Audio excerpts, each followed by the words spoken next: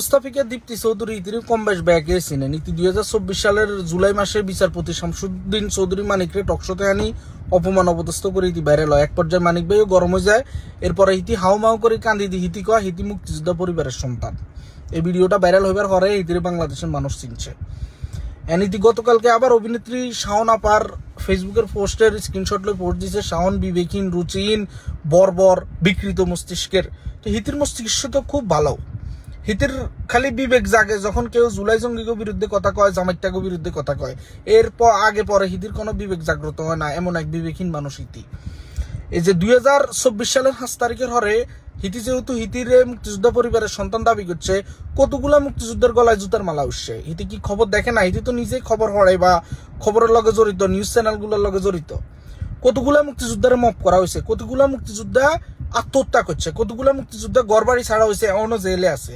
হিতির কাছে কি এটা হিসাব আছে? আর মবের কথা যদি বলতে যায়, নোংরামির কথা যদি বলতে যায়, বঙ্গবন্ধুর ভাস্কর্য ভাঙি হিয়ানে পেশাব করা হয়েছে।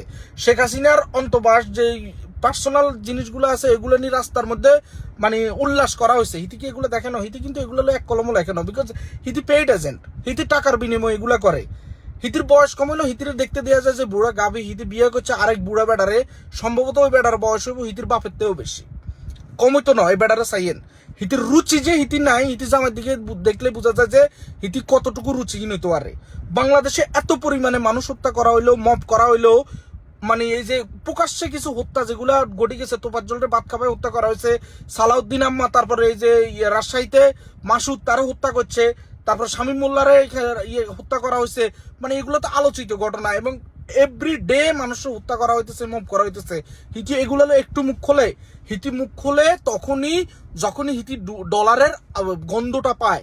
এই যে গতকালকে শাওনের বিরুদ্ধে লেখার জন্য হয়তো হিতিরে পেইড করা হয়েছে, পেইড করার পরেই কিন্তু হিতি শাওনের বিরুদ্ধে লিখছে। হিতি কত বড় বিকৃত মস্তিষ্কের নারী হইতে পারে? হিতি বাংলাদেশের এত ঘটনা ঘটে যেতেছে, হিতি একটা লই কোনো নয়েজ মেক করে না। হিতি অনলি কথা কয় যখন দেখে কেউ জুলাই জঙ্গি করলে কথা কয় বা জামাচ্চা করলে কথা কয়। ইগিন বাংলাদেশের মানুষের আর বুঝাই তো লাভ নাই, কিন্তু বাংলাদেশের মানুষ বুঝে। তোরা যে বেগুন এক গোয়ালের গরু, এটা বাংলাদেশের মানুষ বুঝে।